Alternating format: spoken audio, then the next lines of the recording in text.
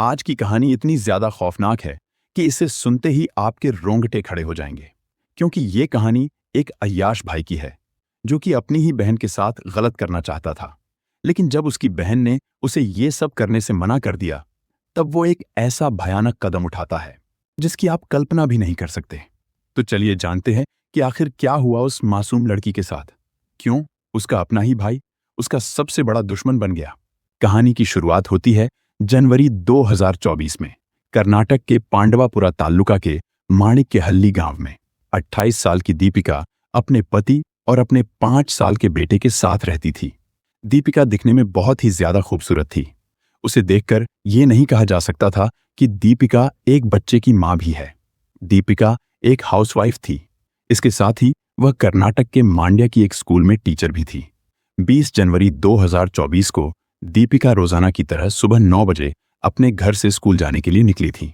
लेकिन शाम होने तक भी दीपिका अपने घर नहीं लौटी। वैसे तो दीपिका स्कूल से दोपहर 12 बजे तक अपने घर आ जाती थी, लेकिन जब रात तक भी दीपिका अपने घर नहीं आई, तब घर वाले बहुत ही ज्यादा घबरा गए। घर वाले आसपास सभी जगह दीपिका को ढूंढने लगे। हालांकि जब घर वाले दीपिका को फोन करने की कोशिश करते हैं, तब उसका फोन बंद आता है। दीपिका का फोन बंद देखकर उसके घर वाले और भी ज्यादा घबरा जाते हैं। इसके बाद दीपिका के घर वाले बिना देर किए तुरंत पास के ही एक पुलिस स्टेशन में दीपिका के गुमशुदा होने की रिपोर्ट दर्ज करवाते हैं। वो पुलिस को बताते हैं कि दीपिका सुबह 9 बजे अपनी स्कूटी लेकर स्कूल जाने के लिए घर से निकली थी, लेकिन अभी तक वो वापस नहीं आई है। इसके बाद पुलिस दीपिका के फोन की लोकेशन ट्रेस करती है और दीपिका को ढूंढने में लग जाती है। हालांकि कुछ ही घंटों के अंदर पुलिस को दीपिका के फोन की आखिरी लोकेशन पता चल जाती है, जो मेलुकोटा के पास पहाड़ियों की थी।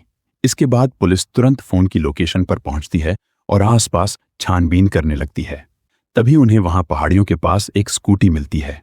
स्कूटी देखकर पुलिस को शक होने लगता है कि हो सकता है ये स्कूटी दीपिका की हो। लेकिन पुलिस को स्कूटी तो मिल जाती है, पर जब पुलिस इधर उधर छानबीन करती है तो दूर दूर तक भी दीपिका का कुछ भी पता नहीं चलता। इसके बाद पुलिस उस स्कूटी को दीपिका के घर वालों को दिखाती है। जैसे ही दीपिका के घर वाले उस स्कूटी को देखते हैं, वो तुरंत पहचान जाते हैं कि ये दीपिका की ही स्कूटी है। इसके बाद पुलिस आगे की कार्यवाही में लग जाती है। जब पुलिस इस पूरे मामले की छानबीन कर ही रही थी, तभी पुलिस के पास एक वायरल वीडियो आता है जो मेलुकोटा की तलहटी के पास का ही था। वो वीडियो वहां के कुछ लोगों द्वारा रिकॉर्ड किया गया था, जिसमें पहाड़ी की चोटी पर एक युवक और एक युवती के बीच हाथापाई हो रही थी।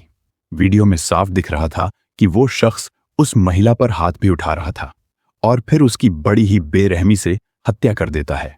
जब पुलिस ने ये वीडियो देखा तो पुलिस तुरंत मौके वारदात पर पहुंचती है, और जब पुलिस ने मेलुकोटा की तलहटी के आसपास के इलाके की छानबीन की तो पुलिस को वहां पर एक ऐसी चीज मिलती है जिसकी आप कल्पना भी नहीं कर सकते।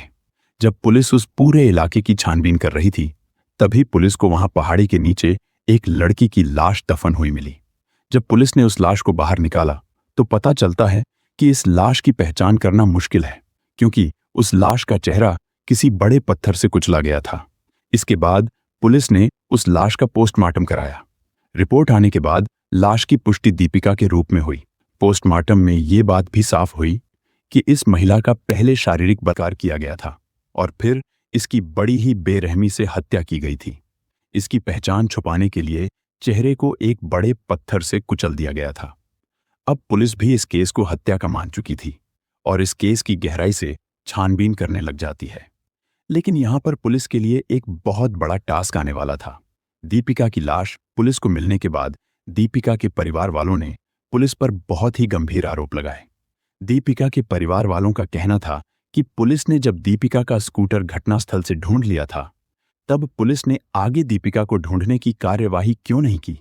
अगर उस समय पुलिस आसपास के इलाके की गहराई से छानबीन करती तो शायद उसी समय दीपिका जीवित मिल सकती थी।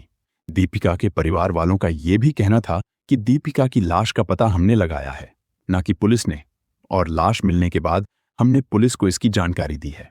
खैर, इसके बाद इस पूरे मामले को बढ़ता हुआ देखकर पुलिस पूरे मामले की बहुत ही बारीकी से छानबीन करने लगती है।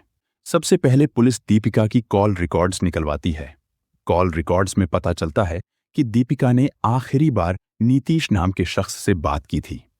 लेकिन जब पुलिस नीतीश को कॉल करती है तो उसका फोन बंद आता है। इसके बाद पुलिस एक बार फिर से दीपिका के घर वालों से पूछताछ करती है। पुलिस की पूछताछ में दीपिका के घर वाले बताते हैं कि उन्हें नीतीश नाम के लड़के पर शक है, जो कि उनके ही गांव का रहने वाला है। पुलिस जब ये नाम सुनती है तो उन्हें लगने लगता है कि नीतीश का इस केस में जरूर हाथ है, क्योंकि दीपिका की जिस इंसान से आखिरी बार बात हुई थी वो नीतीश ही था, और अब दीपिका के घर वालों ने भी नीतीश का ही नाम लिया था। इसके बाद पुलिस का शक सीधे नीतीश पर चला जाता है। अब पुलिस तुरंत नीतीश के घर उसे पकड़ने के लिए जाती है, लेकिन जब तक पुलिस वहां पहुंचती है नीतीश घर से फरार हो चुका था, और अब पुलिस का शक यकीन में बदल चुका था कि इस पूरे हत्याकांड में नीतीश का ही हाथ है। इसके बाद पुलिस नीतीश को ढूंढने में लग जाती है और महज 24 घंटे के अंदर ही विजयनगर के जिला मुख्यालय हॉस्पिटल में से नीतीश को गिरफ्तार कर लिया जाता है। पुलिस नीतीश को थाने ले आती है और जब पुलिस उससे पूछताछ करती है तब वो अपना सारा अपराध कबूल कर लेता है। दीपिका की मुलाकात नीतीश से इंस्टाग्राम पर हुई थी। नीतीश दीपिका के गांव का ही रहने वाला था। इंस्टाग्राम के जरिए ही धीरे धीरे दोनों के बीच बातें होना शुरू हो गई थीं। बातचीत करते करते दोनों बहुत अच्छे दोस्त बन गए थे और नीतीश धीरे धीरे दीपिका से प्यार करने लगा था। हालांकि दीपिका के मन में ऐसा कुछ भी नहीं था। दीपिका नीतीश को अपना सिर्फ दोस्त समझती थी और दोस्त से ज्यादा वो उसे अपना भाई समझती थी और नीतीश को भाई ही बुलाया करती थी। और नीतीश भी दीपिका को दुनिया वालों के सामने तो बहन बुलाया करता था, लेकिन उसके मन में दीपिका को लेकर अलग ही भावना थी। लेकिन धीरे धीरे समय के साथ दोनों की नजदीकियां बढ़ने लगी। दोनों के बीच बातों का सिलसिला कुछ समय तक तो ऐसे ही चलता रहता है, लेकिन फिर एक दिन नीतीश दीपिका को अपने मन की बात बता देता है कि वो उसे बहुत प्यार करता है और उससे दोस्ती करना चाहता है। ये बात सुनकर दीपिका भी अपने आप को नहीं रोक पाती है और वो भी नीतीश से दोस्ती कर बैठती है। धीरे धीरे उनकी यही दोस्ती बढ़ने लगती है और समय के साथ दोनों की नजदीकियां काफी ज्यादा बढ़ने लगती है। दोनों अब दुनिया वालों के सामने तो भाई बहन का रिश्ता लेकर चल रहे थे, लेकिन अंदर से दोनों एक दूसरे से प्यार किया करते थे। हालांकि जब दोनों की नजदीकियां बढ़ने लगी तब नीतीश ये बात भूल गया कि दीपिका शादीशुदा है और उसका एक बेटा भी है। ऐसे ही दोनों का अवैध रिश्ता बढ़ता रहता है और करीब 2 साल तक दोनों एक दूसरे के साथ रिलेशनशिप में रहते हैं। लेकिन वो कहते हैं ना, ऐसे रिश्ते ज्यादा दिनों तक कहाँ चल पाते हैं, और ऐसा ही इस केस में भी हुआ। जब दोनों के बीच सब कुछ बिल्कुल सही चल रहा था तभी एक दिन दीपिका के घर वालों को दीपिका और नीतीश के रिश्ते के बारे में पता चल जाता है। तब उन्होंने दीपिका को नीतीश से दूरी बनाए रखने के लिए कहा था। यहां तक कि दीपिका के पति ने तो नीतीश को चेतावनी भी दे दी थी कि अगर वो दोबारा दीपिका के पास दिखाई देगा तो वो उसकी जान ले लेगा। इसके बाद मामले को बढ़ता हुआ देखकर दीपिका ने नीतीश से दूरी बना ली थी। इस पूरी घटना के बाद दीपिका ने नीतीश से बहुत ज्यादा दूरी बना ली थी और अब उसने नीतीश से मिलना और बात करना बिल्कुल बंद कर दिया था। वो नीतीश के साथ ऐसा व्यवहार करने लगी थी जैसे कि वो नीतीश को जानती ही ना हो। लेकिन नीतीश केवल दीपिका का दोस्त ही नहीं था, बल्कि नीतीश दीपिका से बहुत ज्यादा प्यार भी किया करता था। इसलिए उससे दीपिका की दूरी बर्दाश्त नहीं हुई और उसने बहुत बार दीपिका से मिलने की कोशिश की और उसे मनाने की भी कोशिश की, लेकिन दीपिका ने नीतीश से मिलने के लिए साफ साफ मना कर दिया था। और ऐसे ही करीब 10 से 15 दोनों का समय गुजर जाता है। करीब 10 से 15 दिनों के बाद नीतीश दीपिका से मिलने का एक प्लान बनाता है। 20 जनवरी 2024 यानी घटना वाले दिन, इसी दिन नीतीश का जन्मदिन भी था और इसी बात का फायदा उठाकर उसने दीपिका को फोन किया और उससे कहा कि वो उससे लास्ट बार मिलने के लिए आ जाए। हालांकि दीपिका ने उससे मिलने के लिए मना किया था, लेकिन नीतीश के बार बार कहने पर दीपिका नीतीश से मिलने के लिए राजी हो जाती है। लेकिन उसे इस बात की बिल्कुल भी खबर नहीं थी कि ये उसकी जिंदगी का आखिरी दिन होने वाला है।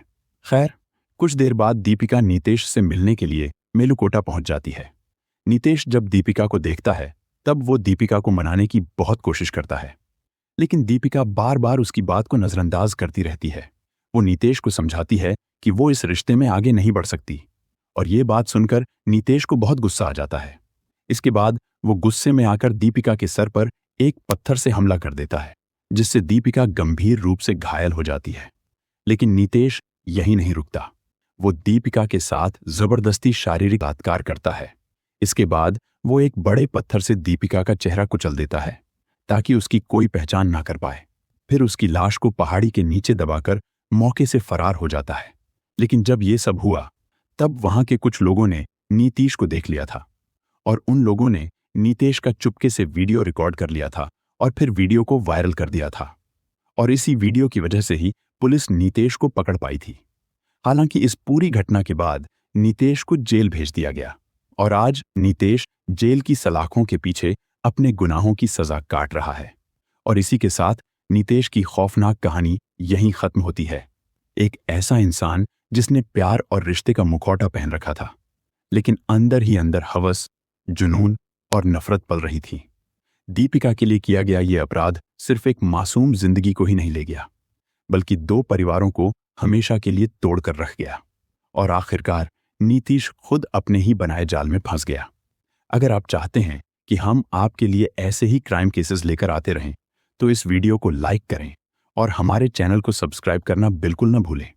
नीचे कमेंट में जरूर बताइए, क्या एक तरफा प्यार इंसान को इतना हैवान बना सकता है? हमारी अगली कहानी और भी ज्यादा चौंकाने वाली होगी।